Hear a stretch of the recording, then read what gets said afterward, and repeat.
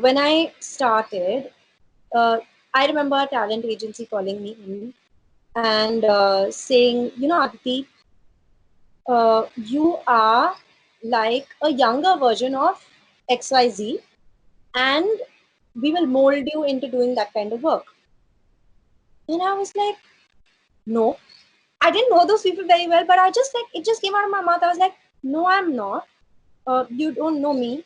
Um, I can do that, yes, and I love that kind of work, but I can also do this, and I want the choice to be able to do that. Imagine these are people who are deciding your life, your career, and basically what they're doing is they are trying to put you into convenient boxes that are acceptable to people, putting a tala on it and saying, now you be this. Bus. There is a lot of merit in being the first film to do that, or the first Malayalam film to do that. And it takes guts. And I'm all for backing any decision that takes courage. It really, it's a big decision.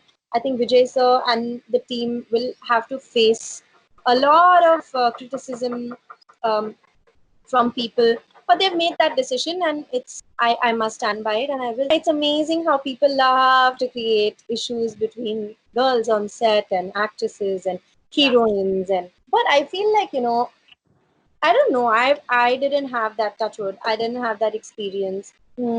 Pari injured herself, and because I used to dance, like I know these pressure points to open up, this thing. So I would like help her, and she'd be like, "Okay, this is my drug. Please don't go anywhere. Don't go anywhere." Welcome to Speakeasy. My name is Rudrani and I'm with the lovely Aditi Rao Hydari. Aditi, it's been a while that we've been in lockdown. What were your initial thoughts and what have you observed now when we are quite some time in it? I mean, initially, like there was just general panic, and nobody knew anything. I was actually shooting in Chennai, and we were shooting as though nothing was happening. It was all like very normal in Chennai. Everybody was going about their work. We were getting to shoot. We were being careful, of course, using sanitizer, washing our hands 30 times a day, trying not to hug each other, um, which is very difficult for me.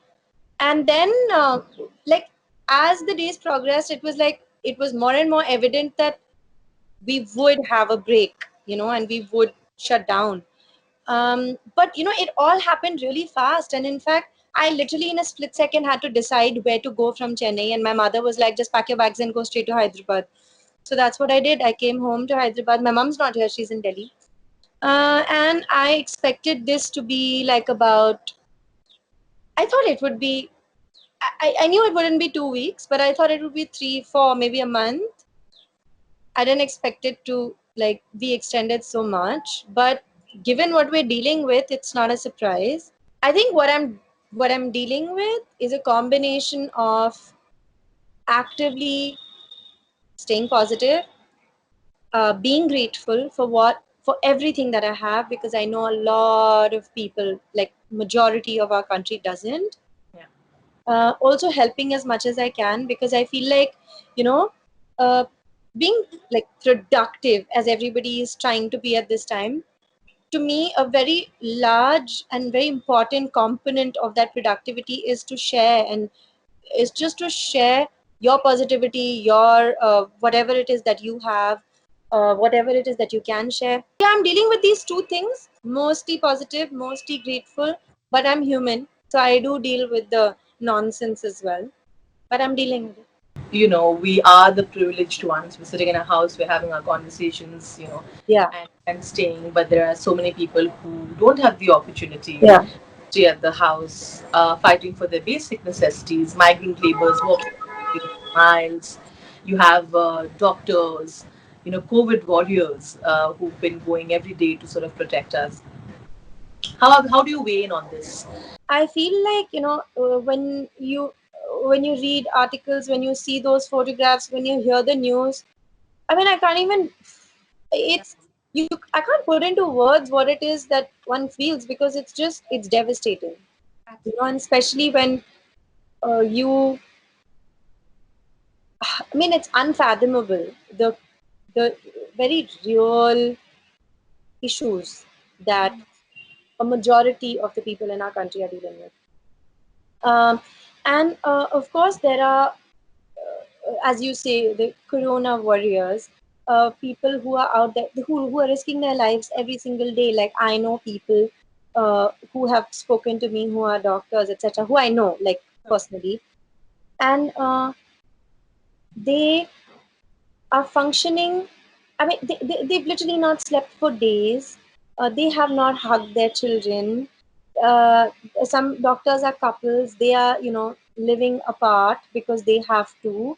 They have to sort of, be safe, etc., etc.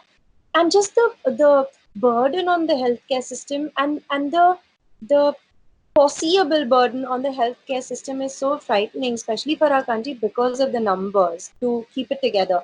I know NGOs are doing incredible work. Individuals are doing incredible work. Sonu Sood, I Yeah, mean, just so look no. at what he's done. It's Amazing. incredible. What Swara. I wish had been what I wish had happened, long ago is happening now. But he's doing it. I know that one of your films already, Sufiyam Sujatam, which is the Malayalam film that you're a part of, is going to release on OTT. And there has, of course, since Gulabo Sitabo released, everybody had so many opinions on, why is the theater release going to happen, and when it's going to happen. But the other point, of course, being that films that are ready and could be there, is now going to be available for people to watch on a platform that they can actually enjoy and see it. What do you have to say about that? It's That's such a uh, tough one because I see the merit in both. But I have to say that I'm one of those eternal romantics, and I love the theater experience. But during the lockdown, the OTT platforms have been like my besties, and I'm so too for a lot of people.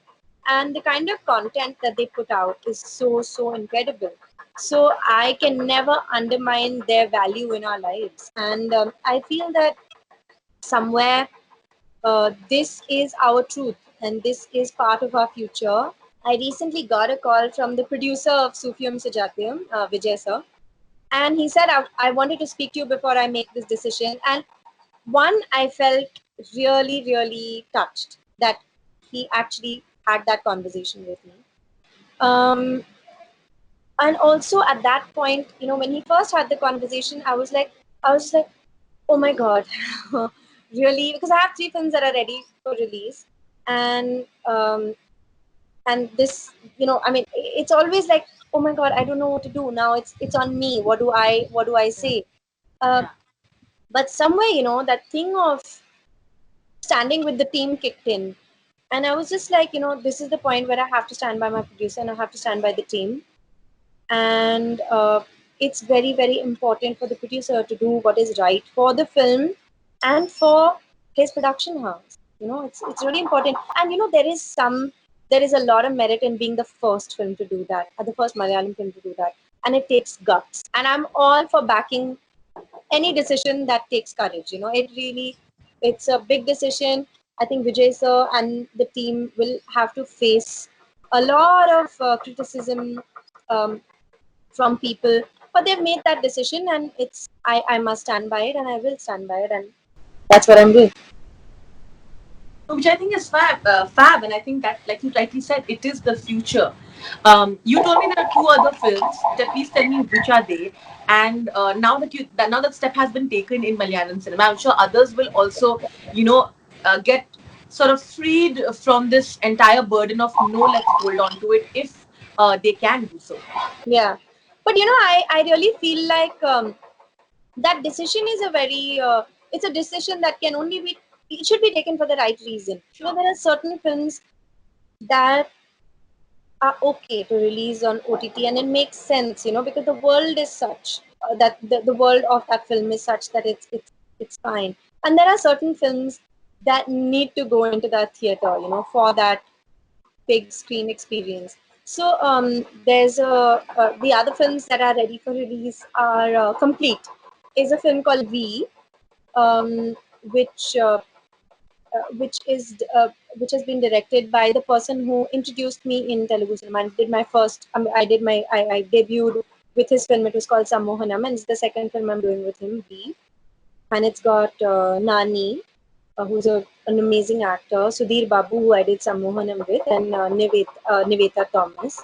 So that film is being produced by Dil Raju sir, and I mean, I'm very very sure that it will get a theatrical release, and fans like online, especially Nani's fans and all, have been like, we will wait and we will go to the theater. So please, just wait. Like, please do this for us. So it's really really amazing the kind of support there is also. You know, the other film that is ready is Ribhu Das Gupta's Girl on a Train, which is basically Pariniti, Kirti Kulani, and me and I.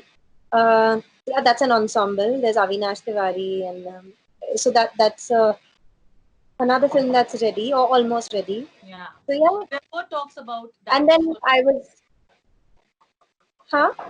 There were talks about that getting released on OTT as well. I don't know anything just now. I Yeah. have no idea. Girl on a Train, Ribuda, he narrated it to me actually maybe 2 years ago, Sure. and so it's actually, then it got rewritten and then things got changed, etc. And I really like that he gave it his own. I mean, though it's based on the novel, but he gave it its own sort of Win. touch. Yeah, and I like that. Like I like to be fearless when I make a choice to do a film. At Yeah. least I try to be. It doesn't always work. Sometimes I also get cold feet and I'm like, array, but but this, but that, whatever. But I try to be fearless and I try to do a film for the right reason. And in this case, I like the director, I like the script, and I like that it was at the core of it were these three girls, obviously doing very different things, but it's a story about these three women and how their lives overlap. Um, and I just thought that I wanted to do it, and I liked it, and I just wanted to be a part of it. And I said okay, and I did it, and it was really nice. It was a great experience. It's amazing how people love to create issues between girls on set and actresses and Yeah. heroines, and um, but I feel like I don't know. I didn't have that touch wood. I didn't have that experience. I feel that everybody has their own space. Everybody's, there's a kind of security in the fact that you know we we know what we are doing, um, and we are there to help each other. Because honestly, film is teamwork. If Pari's character doesn't work, mine doesn't work. If mine doesn't work, Kirti's doesn't work. If Kirti's doesn't work, might have. So we have to work together. It's a story. You can't Yeah. take out one person in a story and say, okay, you now, I'll make sure you're not so good, so I look better. No, we all have to be amazing for that film to be good. At least that's how I look at it.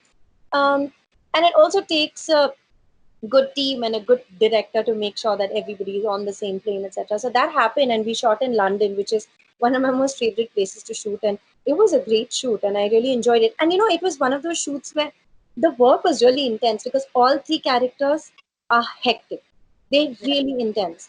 Um, but we would like, I remember I would do a really hectic scene, and the moment they would call cut, we would be laughing about some random nonsense. So it was a great atmosphere. Pari injured herself, and because I used to dance, like I know these pressure points to open up, this thing. So I would like help her, and she'd be like, "Okay, this is my drug. Please don't go anywhere. Don't go anywhere."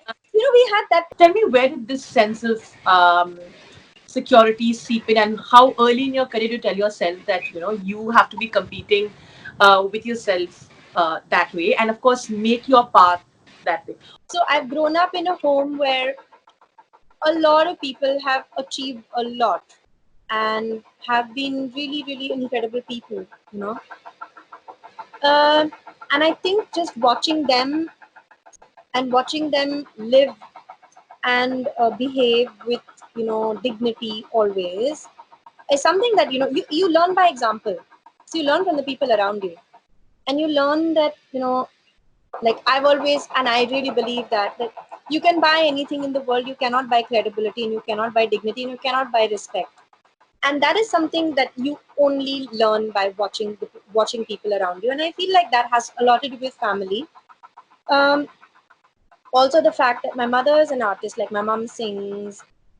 So that too. And somewhere I feel like, how can you put a value on art and an artist? How can you say that this is one, this is two, this is three, this is four? You can't do it. Because the moment you're doing that, you're making it small. And I really believe, and I've been brought up in that way because I also danced. I mean, I started dancing as a 5 year old, and um, that whole philosophy of art is that art is bigger than you. It's much bigger than you. It's like a waste of energy, like envy and all these kinds of things are just. And it's not like I don't feel it. Trust me, I'm also human. Of Sometimes I'll course, see something and I'm like, I wish I could do that. But you say it more as an as a inspiration. compliment to the person rather than I want to take that away from that person.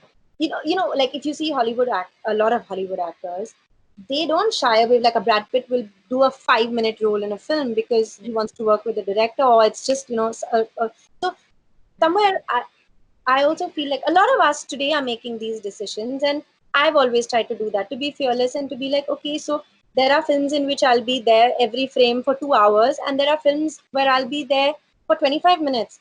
But as long as everybody goes home with me in their heart, and as long as I'm really going to enjoy playing that part, I'll do it. It's been a while that you've been in the industry. You know, as an outsider, you came in, you made your own path. You had difficulties, I'm sure.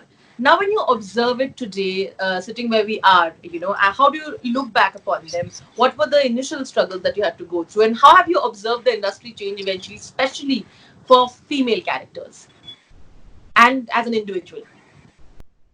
Yeah, so actually you're right. So I really feel like, suppose somebody like me and everybody who came into the industry around the time that I did, we've really seen the industry change from literally the year that, suppose, okay, so I moved to Bombay 2010 and 2011 is when I started Ye Sali Zindagi. And I feel from that time, like literally every year, it's been more expanded, the industry, and there's been more content, there's been more space for girls, their voices, different kinds of directors. Suppose a film like London, Paris, New York, a film with just two characters, a love story.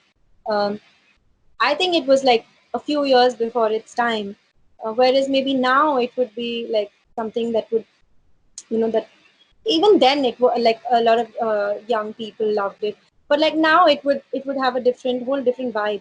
So I feel like I feel like in ways like that, there's been huge changes. Also, uh, actors and the decisions they're making. Again, like I was saying, like we are all trying to be fearless, trying to do films for the right reason. And the one of the most important things that actors are doing today is saying no to a lot of things that maybe they don't believe in, or they don't want to do, or they feel they can't see themselves a part of, even though it might be correct or good for their careers or their career moves, etc., etc. I think their own personalities, their own choices, decisions, there's a kind of empowerment, a slight like there are steps that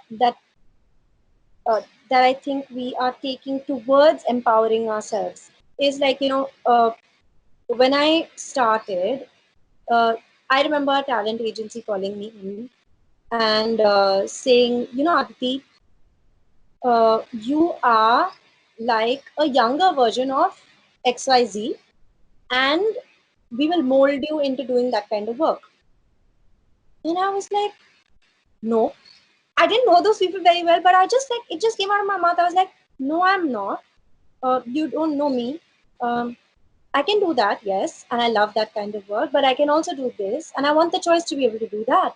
And please don't put me into a box. And at that time, they must have thought that, oh, she's too smart or whatever. I don't know what they would have thought, or she must have thought, they must have thought she's delusional or whatever. But I was very, very sure that I didn't want to be put into a box. and and I'm so glad that somewhere today I have like for myself fought that. For that, as in try to make conscious decisions where I don't get put into a box, because as an actor, I want to be able to be expansive and do many things. There was another thing that I dealt with that same talent agency. They actually sat me down one day and they said, you know what, Aditi, we need to streamline what it is that we are selling. So I was like, okay. So I was like, where is the discussion going? So they said, see, the thing is, you dance, you sing, you act, you look good, your fashion space is picking up. So now, what is it that we are selling here? So for a second, I was foxed. I was like, what are they trying to tell me? So I was like, okay, so this is a problem. So it was a problem for them. They felt this was a problem. So, and I feel like, imagine these are people who are deciding your life, your career, and basically what they're doing is they are trying to put you into convenient boxes that are acceptable to people, putting a tala on it and saying, now you be this bus. And I'm like, we are so much more than that. Come on, give us space to breathe, give us space to explore. um, I don't know. So yeah, I think that things like that are changing, and they're also changing because we are saying no, you can't do this No. to us. So yeah, another thing that I dealt with was I'm just remembering all these things. Yeah, yeah. And so when I first started, I've always been this person. Like even today, like I won't put any makeup. Um, I will wear flats, even though I'm very petite. I'll wear sneakers or flat chappals. And when I started, they were like, okay, this is very sweet, but you end up looking too innocent, too young. We need you to be more glamorous. You have to be a heroine, wear heels, do this, do that. But today, people are accepting people for who they are. And I Yeah. feel like the day you accept yourself for who you are, people also love you for who you are. And I feel that has also changed in the industry. Yeah. There is space for everybody and everyone and every kind of person. You worked with Rakesh Prakash Mehra and A.R. Rahman, and you know how Masakali was this huge hit. With the song, with the remix version that came in, with Rahman and Rakesh ji both coming out and saying that music should be protected and classics that are there are venerated in a way should not be disrupted, because especially without people being informed, and a lot of times even though the song is, it's not fair. There was this entire that discussion also came out of it. You've been part of film. Masakli has been a beautiful track. What did you have to say about this conversation? I feel like even with film remakes, it's come together beautifully. It's a classic piece of art, and then you try to recreate it. Uh, Very often, it's not possible, and you're just. I feel like it's you're doing a disservice to that magic that happened.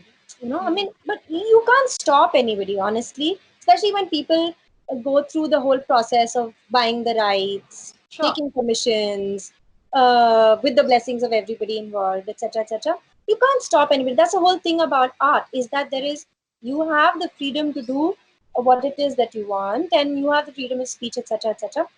But I feel more often than not, when you try to remake a classic, there is some kind of disappointment unless you retell it Hmm. by putting something authentic from your world and your worldview and your creativity into it.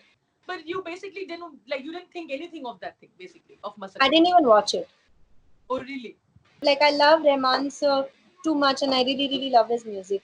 And like Rahman sir is such a genius composer and arranger of music, and the way he does it is so amazing. Now I'll just listen to what I mean.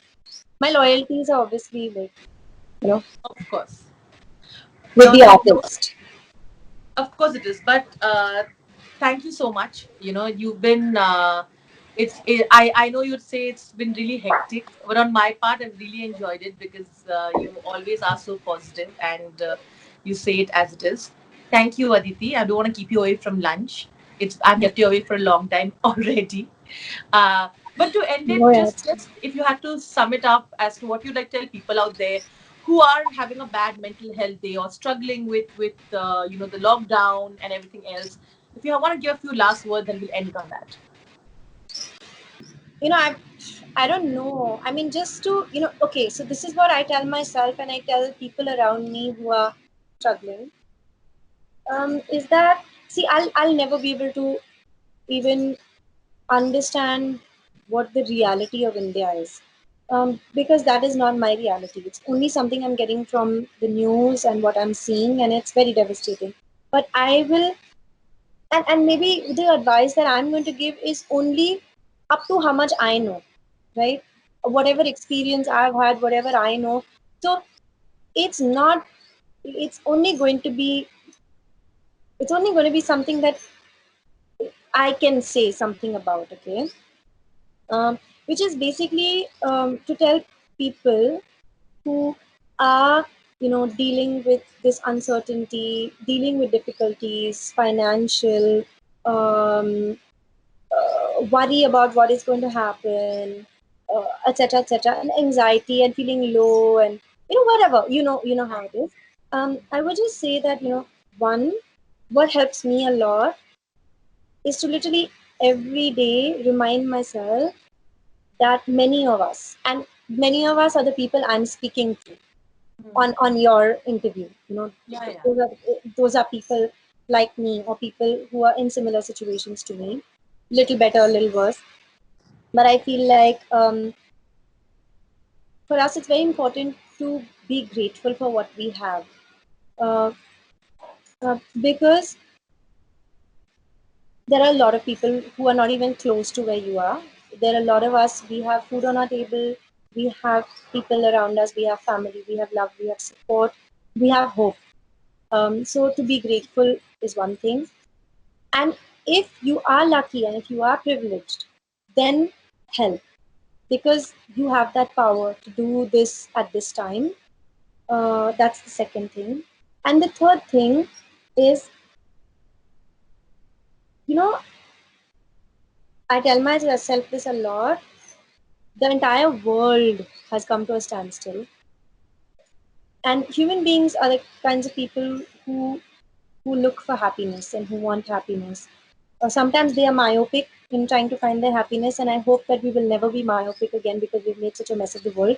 I hope from here on we do emerge as kinder, better, more empathetic, sensitive people, and I hope that we find the kind of happiness that is more long term, where we build a better future.